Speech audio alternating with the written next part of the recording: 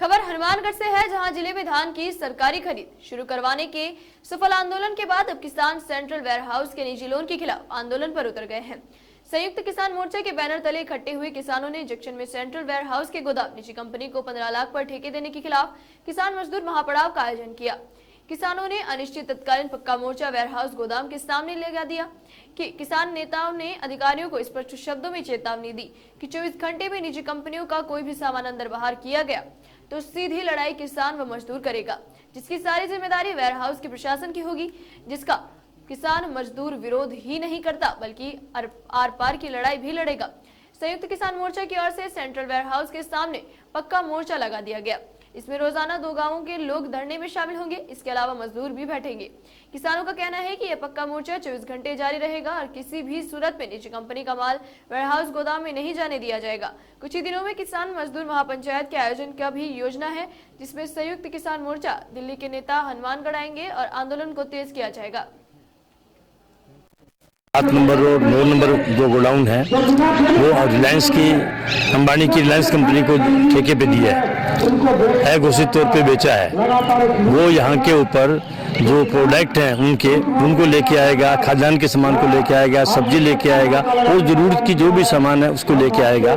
ये उसका supply depot है और पूरे हनुमानगढ़ जिले में यहाँ से सप्लाई होगी। अभी 2 गोडाउन दिए हैं, पर पूरे हनुमानगढ़ के अंदर RSWC के जो गोडाउन है उनका सर्वे हो चुका है, बीज फार्म के जो गोडाउन है उसका सर्वे हो चुका है और CWC के सारे और FCI के गोडाउन जो है उन सब का सर्वे हो चुका है और वो धीरे धीरे इनको सबको जो है कॉरपोरेट घरानों को देंगे, जिनमें किसानों की फसल रखी जाती है। किसान अपनी फसल को यहाँ रख सकता है व्यक्तिगत तौर पर और उसका 75% उसको कर्ज के रूप में मिलता है और जब उसकी जरूरत होती है, भाव आता है, बेच के अपना बाकी पैसा ले लेता है। तो किसान की फसल होती है, व्यापारी की फसल होती है और सरकार जो फसल खरीदती है वो इसके अंदर रहती है। अगर ये कॉर्पोरेट घरानों के चले जाएंगे, वो अपना प्रोडक्ट यहाँ रखेंगे तो वो इलाके को लूटने के काम में आएगा।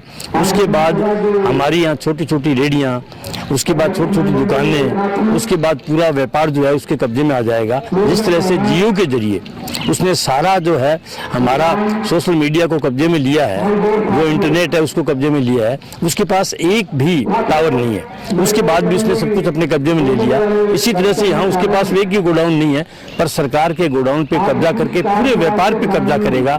तो एक तरह से जो संयुक्त किसान मोर्चा लड़ रहा है कि उसकी जमीन बचनी चाहिए, उसकी फसल बचनी चाहिए और रोजगार बचना चाहिए। ये जब निजीकरण के जरिए जाएगा तो उनका रोजगार पूरी तरह से तबाह हो जाएगा।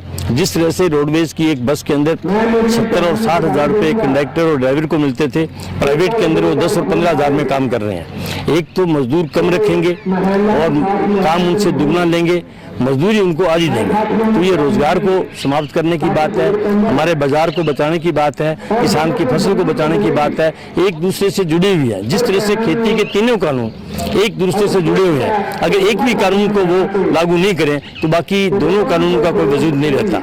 अगर वो तो इसी तरह से ये निजीकरण का एक मुहिम है। संयुक्त किसान मोर्चा के व्यापारी, मजदूर, किसान इस लड़ाई को लड़ रहे हैं। हम आज पहला प्रोग्राम हमारा, हम धरना दे रहे हैं, हम प्रदर्शन कर रहे हैं, हम सभा कर रहे हैं। यहाँ शांतिपूर्ण